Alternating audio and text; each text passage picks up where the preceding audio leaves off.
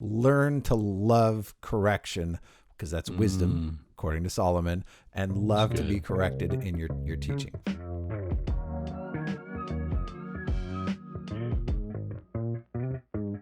It is about that time again. Welcome to Teach Through the Word, the podcast for Bible teachers. We're back in the book of Colossians one more time. This is part 5 in Colossians today. You'll get some homework. You get an assignment to take home with you. We'll get to that in a minute. But first, I want to welcome back Peyton Jones. How you been? It's been a while. Good. Yeah, it's been 5 minutes since our last confession. I missed you. I did. All right. Are we got a theme song yet? Do we have a real theme song? Oh, hey, it's my turn to quiz you. We took entirely too long with this, so this one you better get quick. All right. Because we're going to make it. Fail you. Give us any chance, we'll take it. Read us any rule, we'll break it. We're going to make our dreams come true. Laverne and Shirley, baby. Laverne and Shirley. You were a lot faster than me, which is a good thing, because I wasted way too much time. Well, you gave me a lot of lines. I had to sing that in my head a couple times. We're going to make it. All right, guys, we're back in the book of Colossians. We are here to equip you, Bible teachers, to do what you do better, and together with you to elevate the craft of Bible teaching. Your place to get equipped, get trained, and while you're at it, get a behind-the-scenes look here at Through the Word. Guys, we are on day 5 of Colossians. I'm going to hand it over to Peyton, who assures me that he knows where we're going with day 5.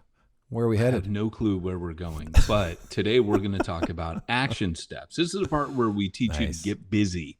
You've had a week playing around with Colossians, getting behind the scenes, seeing how the sausage is made, and now we want you to make some sausage. All right, so you're going to make, we do have that assignment. We're going to wait. First, we're going to head straight into something you said from episode 1, because this is kind of the conclusion. Some of this is just little things we didn't hit before, but one of the things you mentioned in the previous study we did, Mark, is you talked about the hook, that the hook doesn't just grab the attention when you give it. Right. Sometimes it connects with the emotions. And so when you watch a movie, often if they want to hook you, they'll show the main character in a movie doing something maybe sympathetic, like maybe he gives money to a homeless person on the side of the road, or he helps someone in a wheelchair, or he himself or she herself has a disability.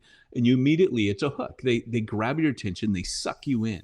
And they connect your heart to their heart. And that's what I always say about a hook. You got to connect the heart of the listener to the heart of the message. Absolutely. So one of the things you said in episode 1 that really grabbed me is you made the statement, broken relationships that hurt every time you're near them. And you were speaking about reconciliation, but the second you said broken relationships that hurt every time you're near them, everybody, it doesn't matter who the listener was, they get sucked into that. They immediately identify, because everybody has a relationship like that. Right. And I use that's a go-to I have for the word reconciled. So for me, there are go-to word pictures that I use for particular key words or concepts in the Bible. So whenever I talk about reconciliation, no matter where I am, I have a go-to. Reconciliation is about setting a relationship right. And so I always say, you know what it's like when a relationship is not right. And this time I added a little more color to it, a broken relationship that hurts every time you're near it.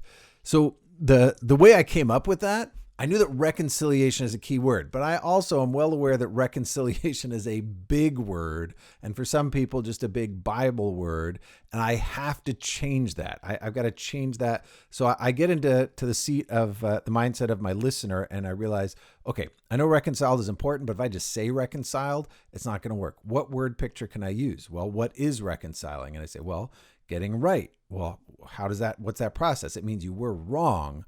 But I don't want to just say you were like separated from God or something like, yeah, that's good, but it's not as connective and relatable.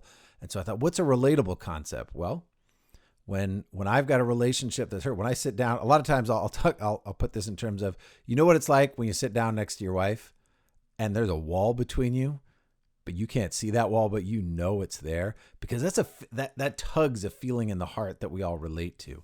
And in just that quick word picture, I've leaned on their emotions that they already have, their memories. I'm pulling that out, some shared experience. And now they're ready to hear the direction this is going. Yeah, you just did it again by giving that picture. You just did it again, Langham. Just created that word picture and sucked me in. I know exactly what you're talking about. She's over there with that wall right now. I'm just break teasing. down the wall. But one of the things I think is really important about what you said is that you are gunning for a principle. So Martin Lloyd-Jones, for example, it used to make him mad when preachers would do a couple things. One, they would go for the cheap joke, humor, and he didn't use humor in the pulpit. Years later, he repented of it and said, look, I think I was wrong. Oh. But yes, that's another story for another day. But one of the other things that he used to speak of, he has a book called Preaching and Preachers. He talks about preachers who go for sentimentalism. So in other words, they're just gunning for the emotions so they can make people cry and everyone can say that's a great sermon. But those can be hollow and empty if they're not anchored to the biblical concepts or the truth. So I love the fact that you connected with the relationship or with the emotions of the listener. You grabbed the heart and sucked them in. But it also was to really connect them to a truth. And I thought that was super important.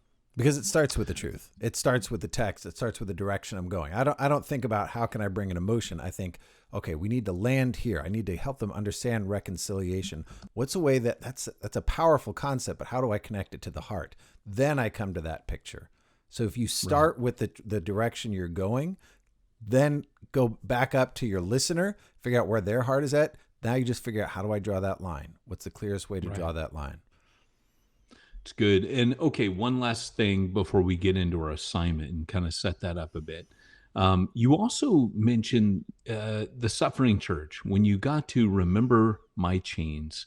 And then you quickly gave an application because the imperative there was remember my chains. You immediately kicked into the application. I think a lot of budding teachers really struggle.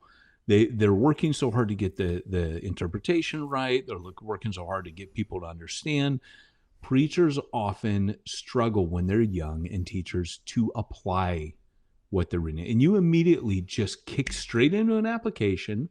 And I'll let you talk about that and what you did, because it was done quickly. You didn't spend a ton of, but there was immediate application. And again, you were true to the application of the text. So what did you do there and why?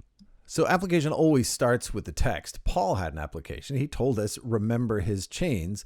And I just simply took that and said, okay, what does that mean today to remember someone's chains? And for me, I happen to have some connection with or some knowledge of an organization called Voice of the Martyrs. I've read a lot of their stories in the past. They put together Jesus Freaks and with DC Talk and a lot of their stories. So those were really powerful to me, and their website's persecution.com. So I just made a connection there, and I shared a bit of my story. So when I'm doing application, I first look, what does the text say? What is the text applying? I don't want to just create application where Paul doesn't intend any, but here he's giving a directive. All right, so I'm going to take that directive, and then I ask, okay, what does it mean today? And I say, well, where do I find that in my life? You know what has really opened my eyes to the chains of believers is reading specific stories. And I know I've gone to persecution.com. That's a great place to find them. So I just immediately connect it with there. So I made it personal for me. That's going to make it personal for my audience. All right. So we're heading into our homework now. What we want it's to homework talk time. About, it is homework time. Better get it in before the bell rings. Kids are trying to get out of here. One of the things that we've talked about a lot this week is how to tell a story without giving away the ending. And in specific, I had brought up the example of, hey, I married that girl, by the way. You didn't start off saying, that's my wife. Talk to us a little bit about, before you give this assignment out, about why. Because I know your passion is storytelling. We've sat down, you've been like, hey, Peyton, I remember once we were talking about in 2 Kings, where the she-bears come out and maul the children. A very important story to me personally, because it involves bald people. And I know it's close to your heart, Kris. Retribution for making fun of bald men, especially important men. I think we can rename this show Two Bald Guys and No Bears. Maybe bears. Nobody expects the she bears to come out Two-ball of the guys woods and maul you. maybe bears. All right. Yeah, it depends on your behavior whether or not there's bears. But the thing is that I remember you took me aside and you're like, hey man, let me just talk to you, about you've got to be storytelling, and I don't want to give the punchline there, but you really helped me understand what that meant in going through a narrative. Can you unpack that a little bit? Why it's important? So storytelling is essential because stories are powerful. The majority of the Bible is a set of stories. And in a place like this where we're in an epistle, it's not a narrative, but there's a story behind it. And that's why you've got to get in there into the room where it happened and see Paul and Epaphras and Mark and the guys sitting in chains and and you have to see their heart and hear Epaphras tell the story of the Colossians. That storytelling is so powerful because it opens up the scene to you. It's also powerful because when you get that vivid image in your mind, in the mind of your listener, they're going to remember it. It's going to stick with them. But every story has some key elements. There's a lot of different ways to tell a story. There's no one right way to do it. You can watch movies that have all kinds of different genres, all kinds of different methodologies of delivering that story. But there are some key elements that come up again and again that really work. So one is holding tension. You've got to create tension, which means you've got to wonder what's going to happen. You've got to build that tension. You have to control the level of tension. You relieve it a little bit. So in teaching, it usually means asking questions long before you give the answers, right? And what we're going to do with the assignment as we head towards that, I want you guys to tell a story, and you're going to tell a personal story. There's Bible storytelling, there's personal storytelling. Both of them are elements of Bible teaching.